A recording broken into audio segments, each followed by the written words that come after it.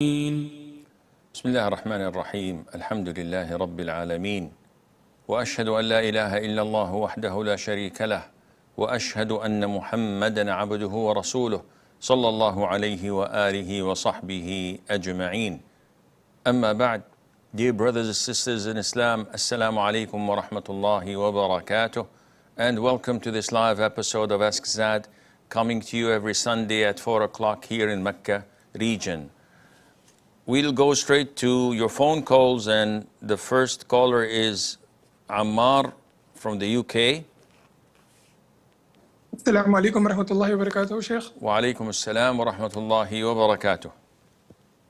Sheikh, my question is, I read on your one of your question and answers that someone asked about reading Ayatul Kursi after the fourth prayer, and if that person commits major sin, there is a in your reply you said that it is possible for that person to go to hell to get purified and then enter Jannah. So my question was, if I religiously after every prayer, if I read Ayatul Kursi, what's the benefit? Because if a person who does not read will also, there's a possibility of him also ending in hell, and if I also read it, there's a possibility of me also ending in hell. May Allah protect us.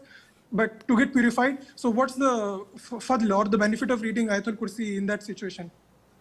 First of all, we do not deal with Allah Azza wa Jal like we deal with traders and merchants. 1 + 1 = 2. It is not like this. We are in need of Allah and of His mercy. And we cannot calculate things and say, okay, I did Umrah, and this expiates and erases everything in the past, so I have credit to make sins in the future. Secondly, the hadith is authentic. Whoever recites Ayat al-Kursi after each fard, nothing will come between him and entering Jannah except death. Now, this hadith is authentic. And we have a number of scenarios. If I abide by your logic to this hadith and say I have a carte blanche, so I can go clubbing tonight, I can go for a one-night stand, I can drink booze, I can lie and cheat, and business as usual, I will go to Jannah. This is scenario number 1. Do you believe in this? Because if you do, then we have a problem. Scenario number 2 is the hadith is authentic, but we understand it as if someone avoids major sins.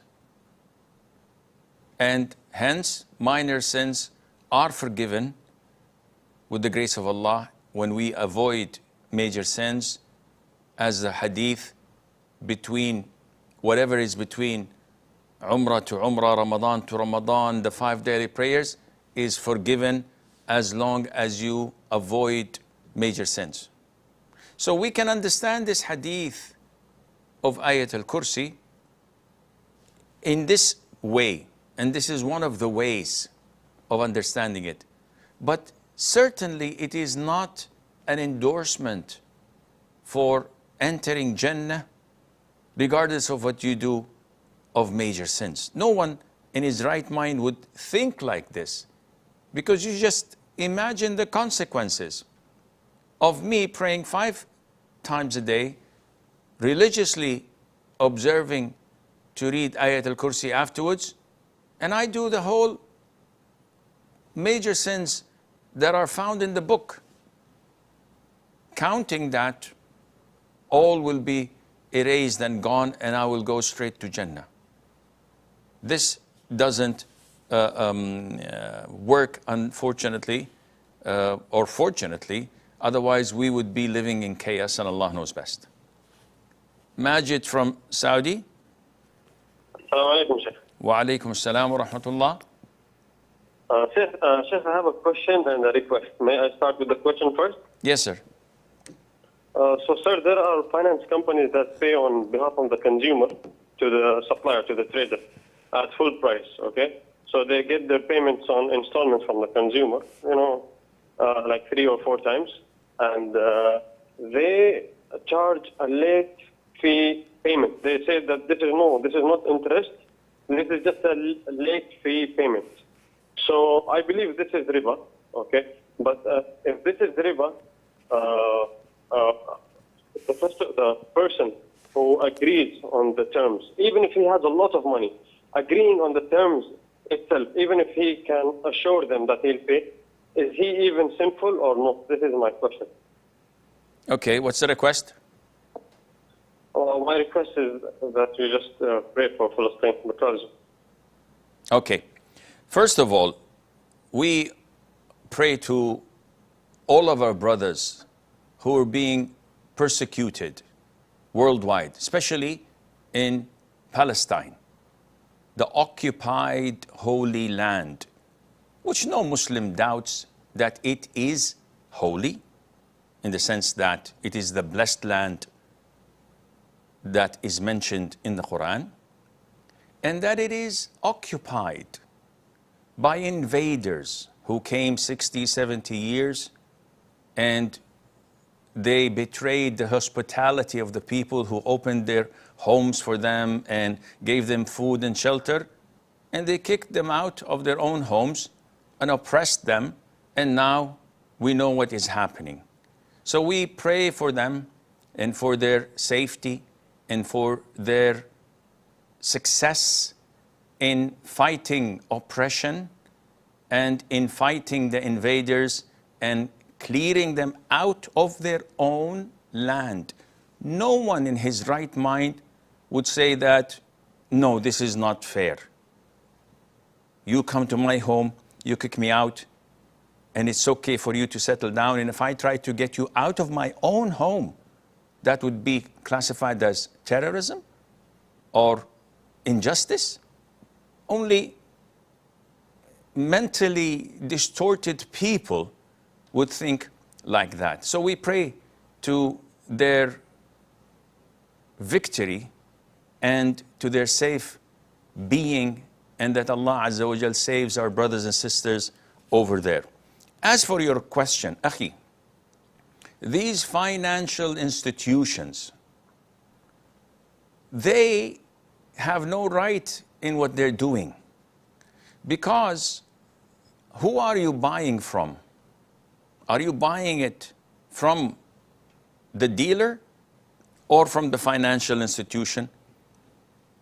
The financial institution does not own this product. I bought this mug because I want to buy it.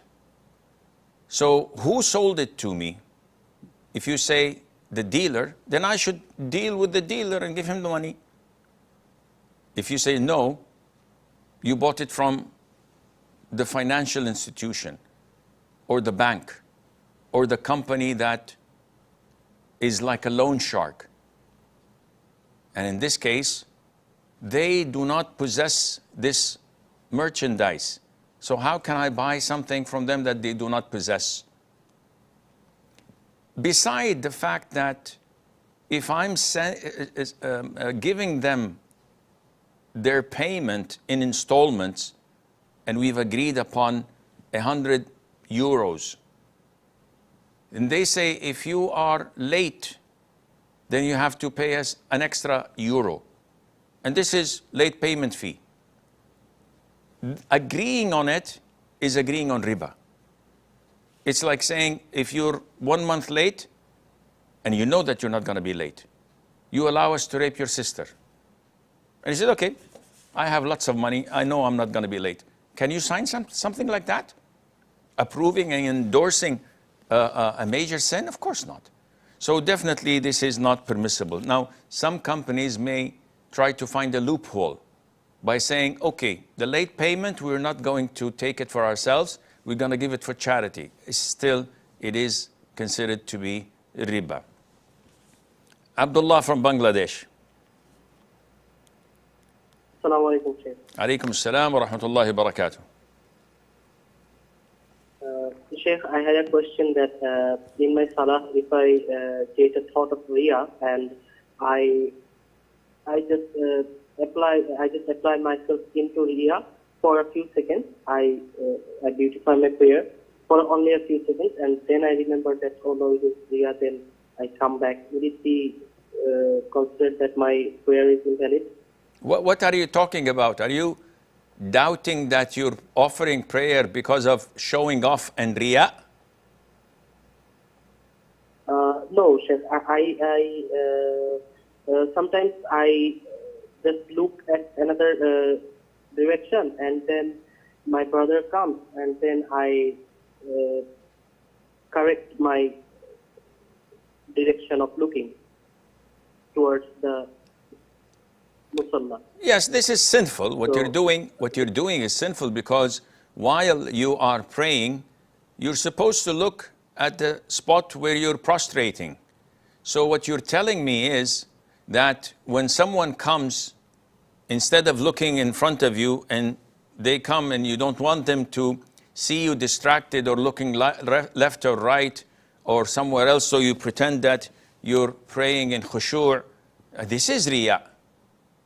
No doubt that you're doing something that is sinful, but in order to counter it, you should change your intention by rectifying it and making it for the sake of Allah Azza wa Jal, not for your brother or for anyone coming in.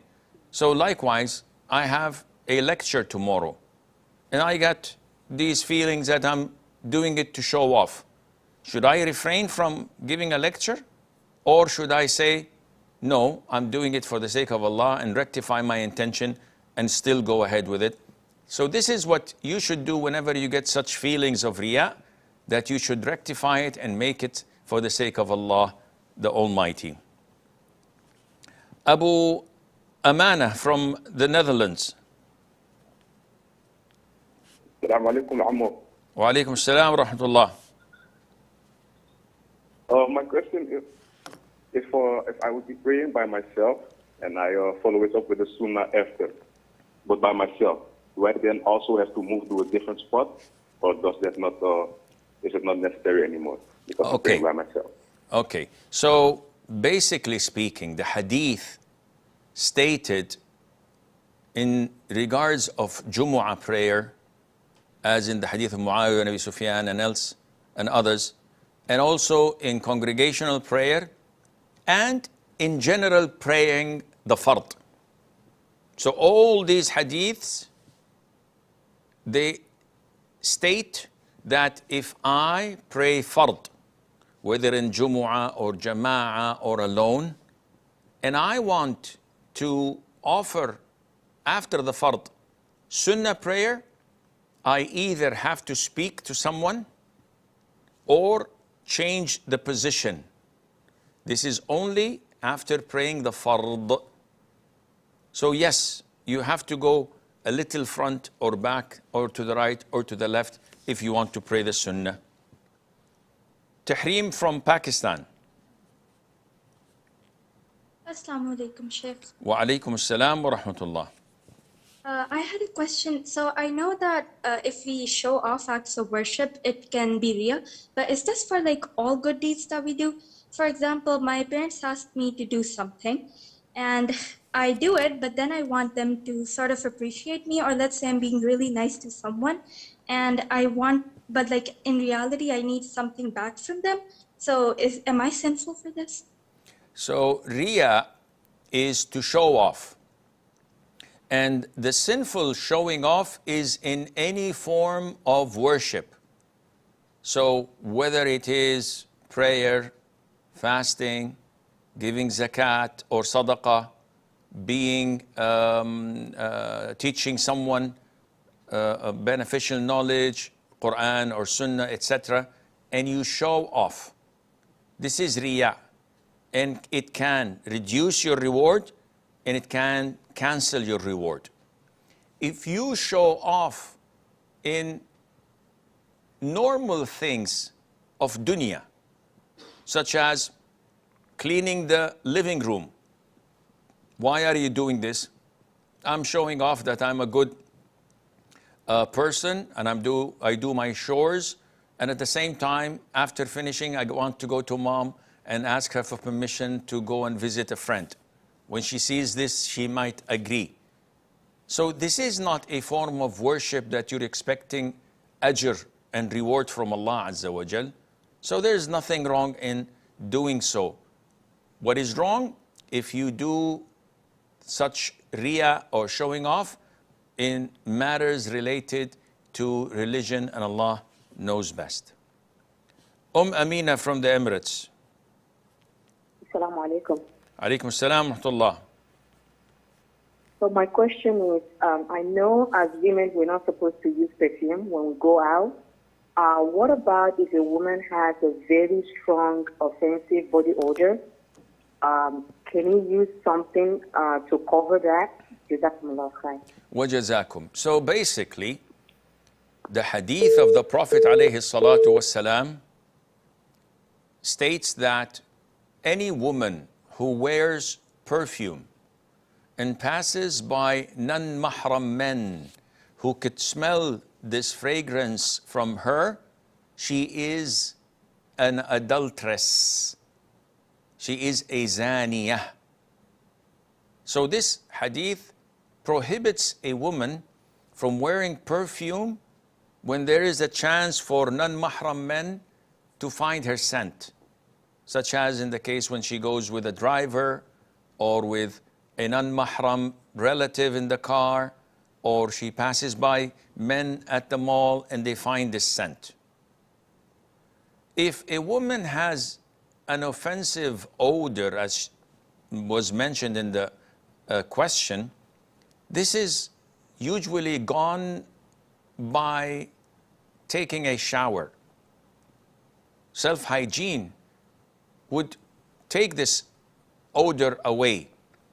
And there is nothing wrong in applying deodorants, because deodorants cannot be smelled as when you put and apply perfumes and wear perfumes. So deodorants would restrain and prevent such odor from appearing, but usually such an odor comes only from using the same clothes repeatedly, or when a person does not take a shower regularly, and Allah knows best. Ayn from Malaysia. Assalamu alaikum, Sheikh. Assalamualaikum. I would like to ask about bribery and teaching. I'm still confused. If I see a security guard at my housing area that is employed by the developer of my housing space, if I give them food or drinks, is this permissible? Or is it permissible if I give to my staff that is employed by a company, or if I see a garbage collector, I want to give them food or money or drinks? Thank you, Sheikh. I don't understand your question, Ayn. Are you asking me about tipping, giving a tip to a security guard, yes, or garbage collector? Food and drinks, is it permissible for me to do so? To give what?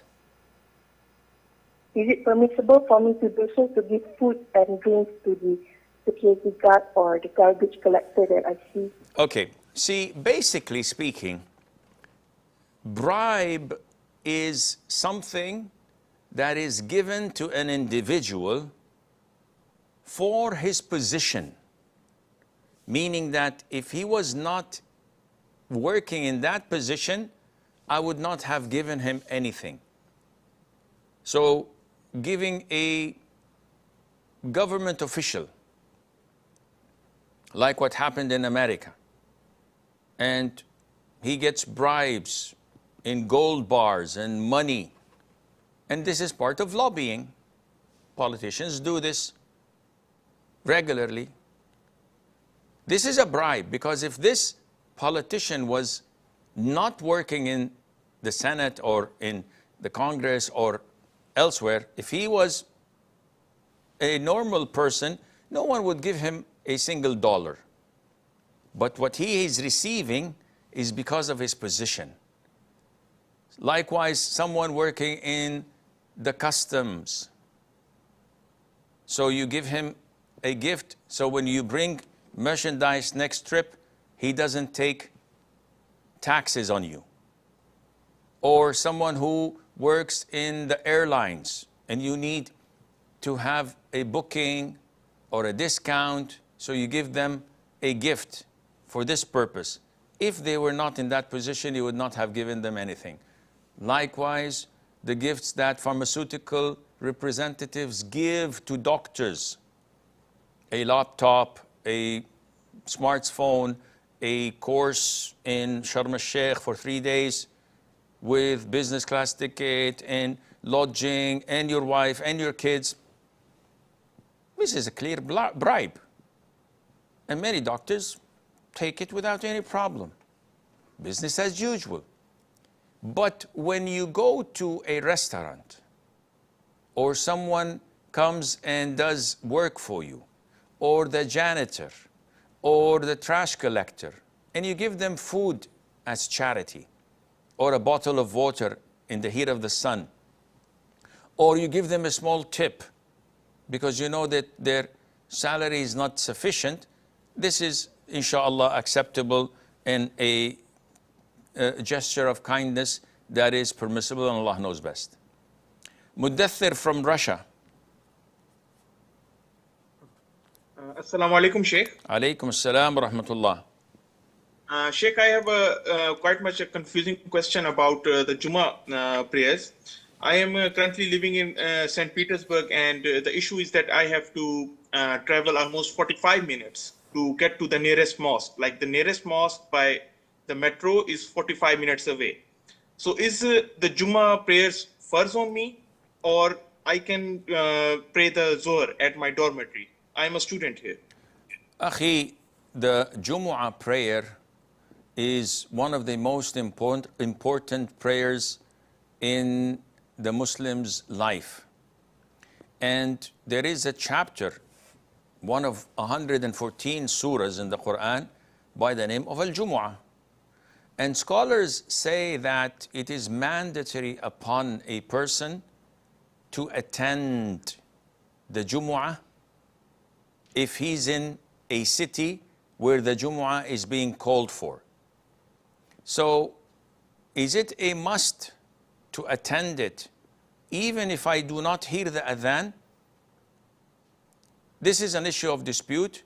To my knowledge, the majority of scholars say that you have to, even by car or taking the bus or the subway, to go to the masjid and be with the congregation and be with the Muslims and express your solidarity with the Muslims in St. Petersburg or wherever you are by praying with them, and inshallah, Allah will reward you for that, and Allah knows best. We have a short break. Stay tuned, and inshallah, we'll be right back.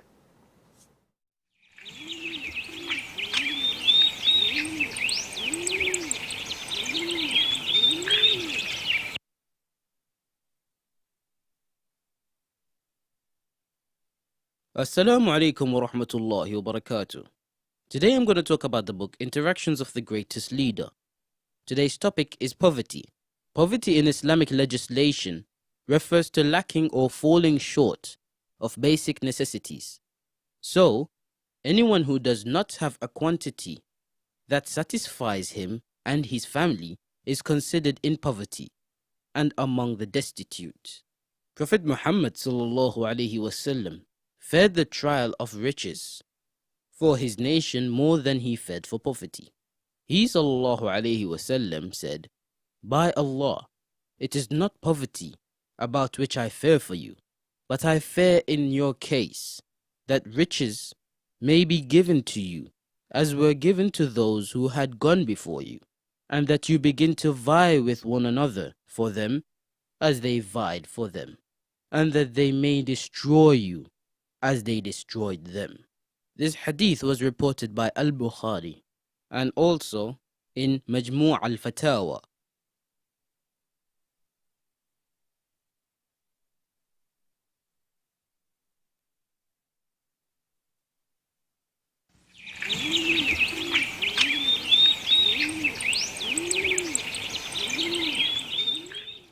Assalamu alaikum wa rahmatullah and welcome back. We have Sumaya on the line from the UK.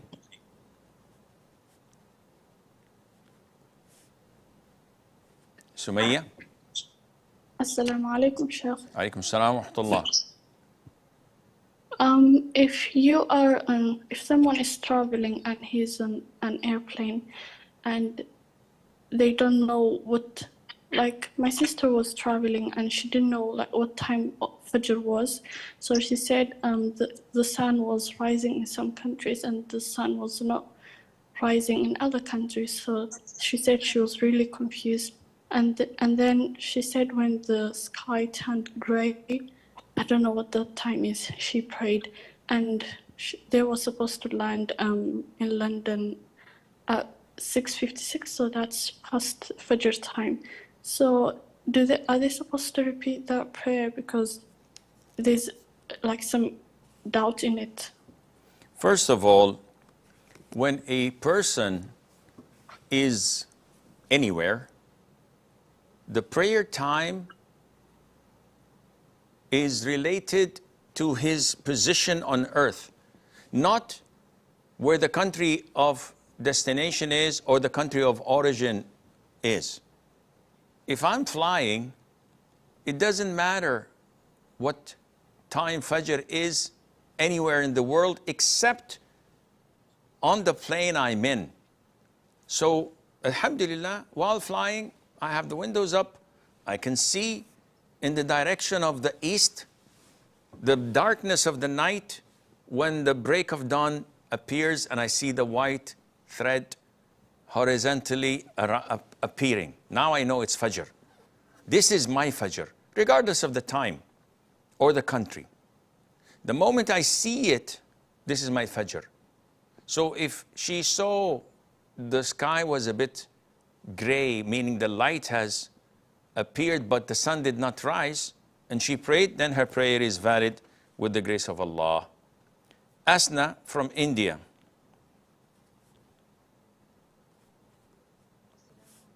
Rahmatullahi wa barakatuh, Sheikh. Wa alaikum assalam wa rahmatullahi wa barakatuh. My question is it permissible to borrow money from a person who works in a bank? Jazakallah. Wa jazakum. So, borrowing money is permissible regardless of the source of this money. You see, if I have a $10 banknote, this $10 banknote is not najis, it's not impure, it's not by itself something that has to be cleansed. It depends how it was earned. So if I work in selling drugs, may Allah forbid, or in dealing with riba, and I get this banknote and I give it to someone, I'm sinful for earning it from haram sources. But when I give it to someone in halal means, which is giving, lending, buying things of him, to that individual, it is halal. So, if you borrow from someone who deals in riba, such as people who work in banks, what you borrow is halal for you. And this is why the Prophet ﷺ, before he died, borrowed from a Jew. And he pawned his own shield or his own armor in exchange for this amount of barley he borrowed from the Jew. When we know that the Jews depend entirely on extortion, embezzlement, and riba. Yet, when we borrow from them, this is halal for us and haram for them. And Allah Azza wa Jal knows best. Wahidullah from the US.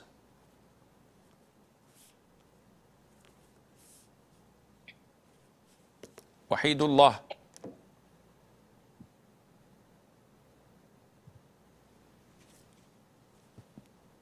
Assalamu alaikum. Alaikum salam wa rahmatullah.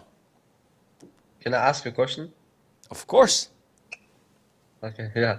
So basically, my question is, my brother told me that, you know, like right now, what's going on with Palestine and Israel, it. Okay, I think we've lost Wahidullah. We have a caller from Canada, Raise. Walaikum warahmatullahi wabarakatuh, Sheikh. Salamullah barakatuh. Sheikh, I have a question. What is the sunnah of following? How do I follow the sunnah of using miswak? And what is the reward? Jazakallah khairan. The sunnah of using a miswak. This twig is called miswak, and it's very nice, very useful. The sunnah is to brush your teeth with it, whether sideways or upwards, depending on what's more convenient to you. And it is highly recommended when you enter your home so that your spouse would find a good smell. Before you make wudu, before you offer prayer, and after a meal, for example. So using it is something that is beneficial, and it is highly rewarded because the Prophet said, alayhi salatu wassalam, had I not feared that I would burden my ummah, I would have ordered them to use this siwak before offering prayers. And Allah Azza wa Jal knows best. Nazim from France. Assalamu alaikum, Sheikh. Salamullah. I have a question for a Muslim friend who is an order taker. Who is doing what?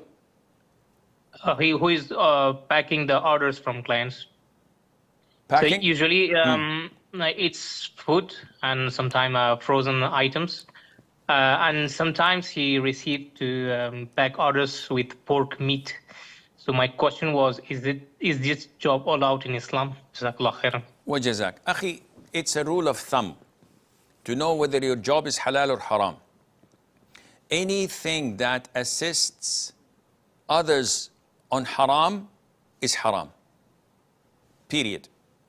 So if you're packing groceries that contain pork or intoxicants, is this halal to use? The answer is no. Then it's haram for you to pack.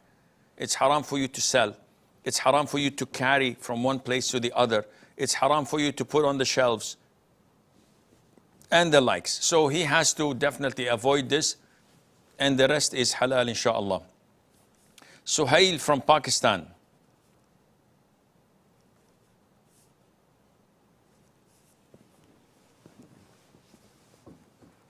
Suhail.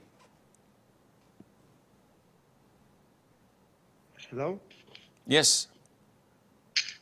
Assalamu alaikum wa rahmatullahi wa barakatuh. Wa alaikum assalam wa rahmatullahi wa barakatuh.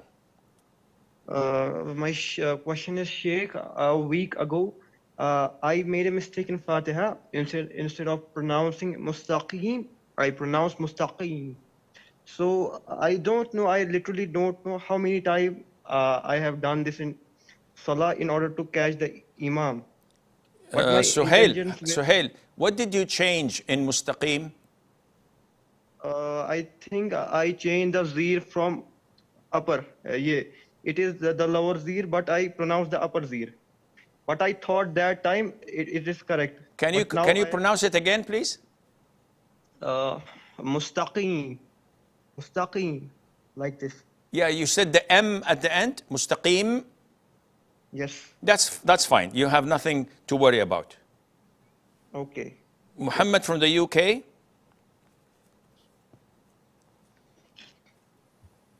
Salam. Wa alaikum salam. Please explain what we should do when the time of the remaining time of the current prayer is too short to meet the conditions, such as doing ablution or covering the body or the major ritual bath. On Islam Kiway, they quoted Ibn Taymiyyah from his explanation of Al-Umdah as saying that it's more important to fulfill the condition of praying on time than any other condition. But he said if a person purposely delays then he has to fulfill the condition, even if it means missing the time. So I'd like to know what each of the following people should do. The one with an excuse, the one who delayed but would have made it on time, but then something occurred out of their control, and the one who delayed with no excuse until they knew there wasn't enough time to meet the conditions, such as doing ablution. Okay, basically, Muhammad, this requires a long explanation. In a nutshell, if you wake up late and there is 1 minute for the sun to rise, and you have to answer the call of nature, and you have to put on your clothes, and you have to face the Qibla and pray, you have to do this even if the sun rises. And you're excused because you have a reason, you have a legitimate reason, you were asleep. If you deliberately delayed the prayer until there was a minute left, and then you want to do tayammum so that you would catch 1 rak'ah before the sun rises, no, this is not valid. It's your mistake, it's your sin, and your prayer is invalid because you delayed it purposely. If it was beyond your ability and unintentionally, it takes the same ruling as waking up late, and Allah knows best. Sulayha from India.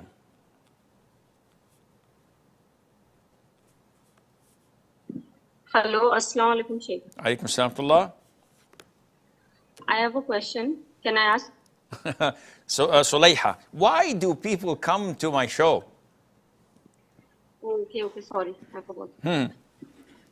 Our sister has 2 children born out of wedlock from a non-Muslim man. Can this man be titled as their father in all identity documents of children? Jazakallah khair. Wajazakum. First of all, I have to apologize for my bluntness, which some call it rudeness. A lot of the time, people call me on my mobile, and you know that my mobile is always on, and I answer calls there for free. But they come and say, Assalamu alaikum, Sheikh, can I ask you a question? Why do you think I'm answering you? You called me to ask a question, I picked up to answer you. So please, forgive me, but go straight to the question so that we would save a lot of time. Again, coming back to Sulayha's question, a woman has a child out of wedlock and the father is a kafir. Should he be called after his father and in legal documents or not? This is a long topic and an issue of dispute, and I would recommend that you go to the muftis in your country. Why is there is an issue of dispute? Because the hadith, when Sa'd ibn Abi Waqqas and Abd ibn Zam'ah disputed over a son, over a child, and that child was acclaimed by the brother of Sa'd, Utbah, who before dying said to his brother, this is my son. I fornicated with his mom and he's mine. While Abd ibn Zam'ah says that my father's concubine conceived this child when she was under my father, and he's my brother. So the Prophet said, a hadith, alayhi salatu wasalam, al-waladu lil-firash. The child belongs to the owner of the bed. وَلِلْعَاهِرِ الْحَجَرِ. And the fornicator gets nothing but the stone, meaning he goes empty-handed. So the scholars said that the son, the child, cannot be attributed to the fornicator. While others said, if the woman had a husband, then yes, by default, it belongs to the owner of the bed, who is the husband. But if the woman was not married and was not known to be a prostitute having many men customers, in this case, biologically, this is the child's father, and logically, he can be attributed to him, and Allah Azza wa Jal knows best. Layla from Pakistan. Assalamu alaikum wa rahmatullah, Sheikh. Alaikum salam wa barakatuh. Sheikh, my question is about my sister, as she is totally obsessed with this part, as I am going to tell you. Like, generally, she read about preseminal discharge. So from that time, she says that I feel scared that maybe during prayer she emits preseminal discharge or any kind of discharge without any cause and desire. And when she starts praying, she feels like that. And when she checks out, she finds nothing. But sometimes she finds that there is discharge. But, discharge is the part of women's cycle.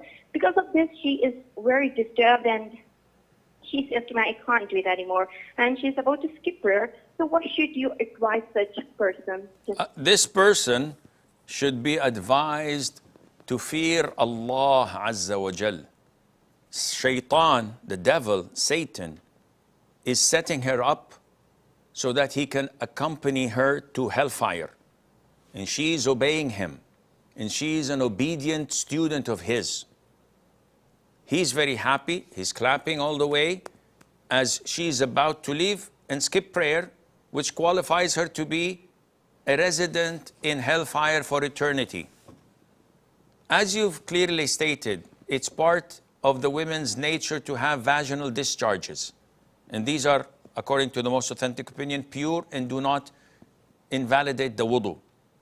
And the default is everything is pure, everything is normal until proven otherwise.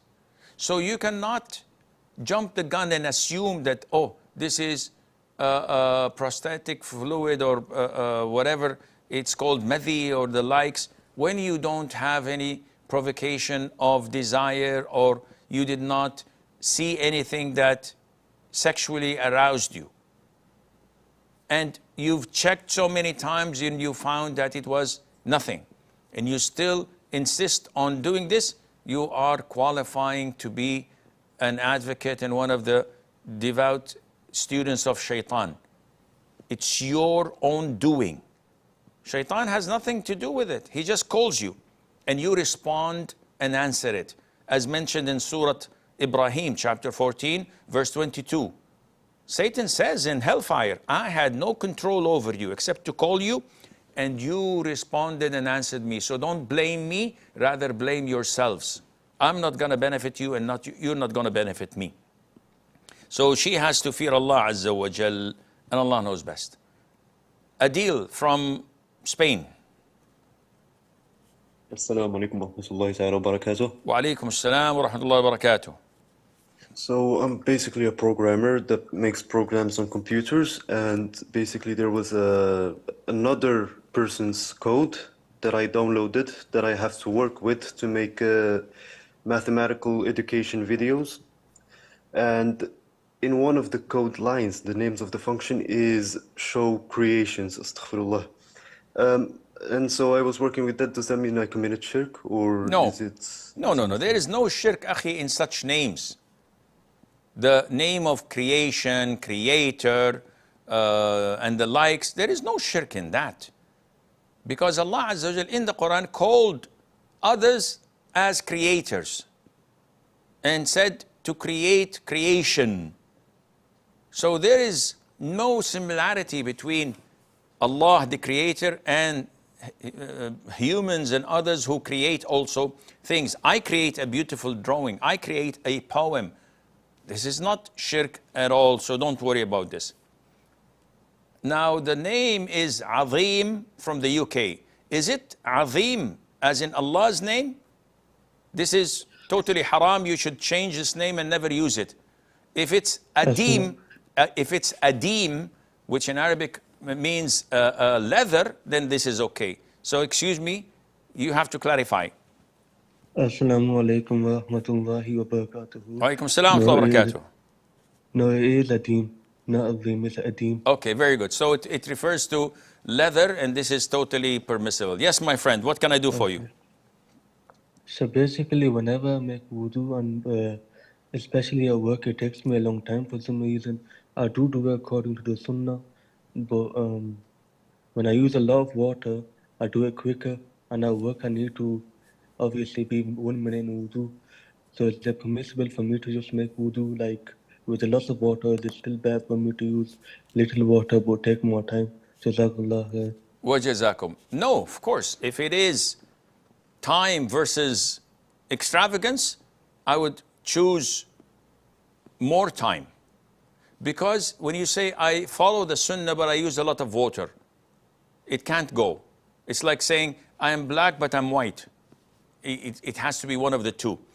The sunnah is the Prophet used to make wudu from approximately less than 300 milliliters. Let me rephrase that. It's a mud. This is what the Prophet's wudu used to be. So if you fill this, and some say it is approximately 600 to 700 milliliters, but I've tried it with a mug, and it was a beautiful wudu. And the prayer was excellent afterwards. The more you are inclined to follow the sunnah by using less water and trying to just put a spoon or a tablespoon of water in your hand, and then with that you wash your face and you consume very little water, when you pray, you find that your prayer is beautifully executed. So no, take more time, but do not waste water. Dima from Germany.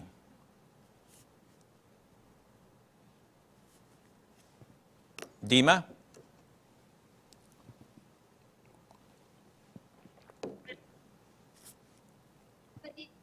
Dima, I can't hear you. Can you speak louder?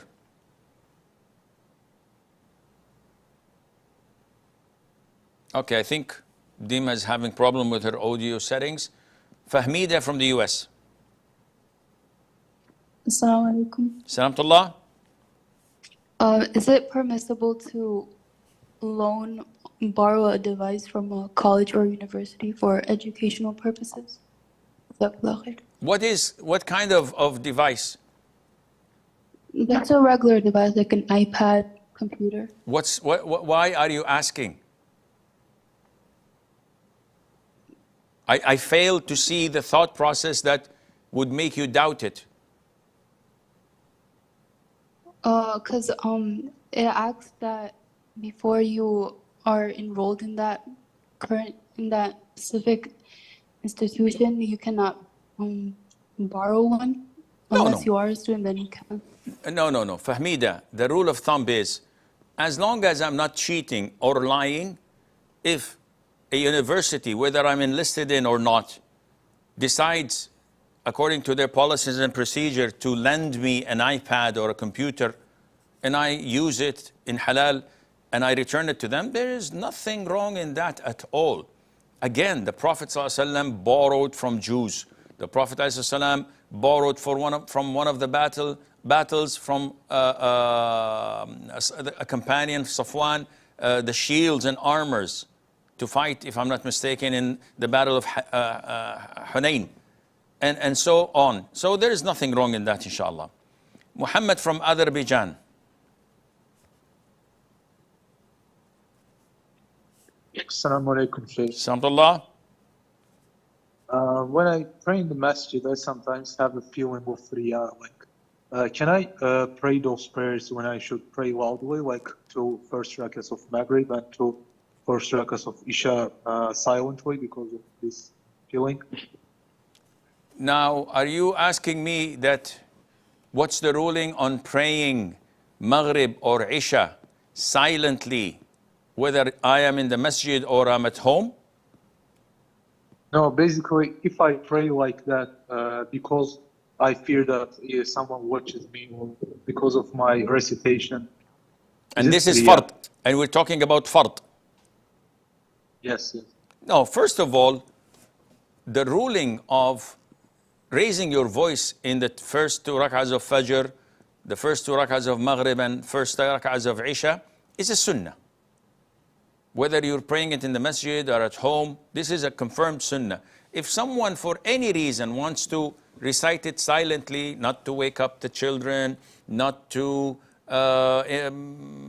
bother or annoy others, for any reason, this is halal.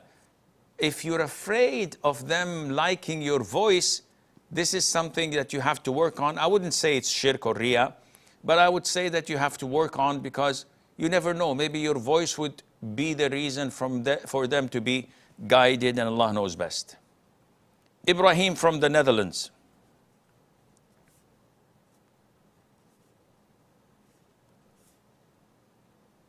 Ibrahim.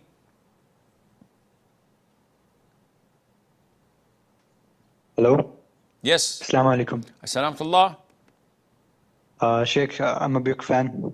May And Allah, so are my, may Allah promote you promote again. me to, Yes, you know. promote me to an air conditioner. You know the drill. Huh? What can I do for Yeah, you? I know the drill. First of all, I would like to shout out to my cousins, Adil, Heba, and Ibrahim, Yusuf, and Abdullah. It was a really big request. So anyways, let's proceed to my question, okay? Okay. I hope you're not going to ask for a song afterwards. No, inshallah, no. Okay. Sheikh, so basically it's been like nine months since I'm in India. And one thing that I've noticed over here is that almost 98% of the mosque over here, they delay the salah for about like 2 hours, 1.5 hours, like that. Like, for example, let's say, take Dhuhr, okay? Basically, Dhuhr must be like prayed at 12:30, but they delay it up to 2 I p.m. understand, Ibrahim. I understand. So what is your question? They're Hanafi. So what's the into this? Yes, so like what's the solution to it? Okay, the solution is that you must pray in the masjids with them, though they delay the Dhuhr and the Asr and sometimes Fajr, but they still pray it within the parameters of the prayer. You know, every prayer has a beginning and the end. Their beginning is a bit twisted and late, unlike the other three schools of thought. And they're fixed on it. They don't want to follow the sunnah. This is up to them. But as long as they pray within the accepted timing of the salat, you have to pray with them in the masjid. If they delay it way off, in this case, no. So for example, Dhuhr starts at 12:15. And Asr starts at 3:30. If they delay Dhuhr adhan to 3:30, now this is not permissible for you to pray with them because the time is expired. You have to pray on your own in your home. But if they offer the adhan at 2 o'clock, so it's still an hour and 30 minutes before Asr, then you have to pray with them so that you would not miss the congregation, and Allah Azza wa Jal knows best. But of course, if you can go to Ahl Hadith Masjid who pray on actual times according to the Sunnah, that would be a win-win, and Allah Azza wa Jal knows best. This is all the time we have. Until we meet next time, I leave you fi amanillah. Wassalamu alaikum wa rahmatullahi wa barakatuh. قل هذه سبيلي أدعو إلى الله على بصيرة أنا ومن اتبعني وسبحان الله وما أنا من المشركين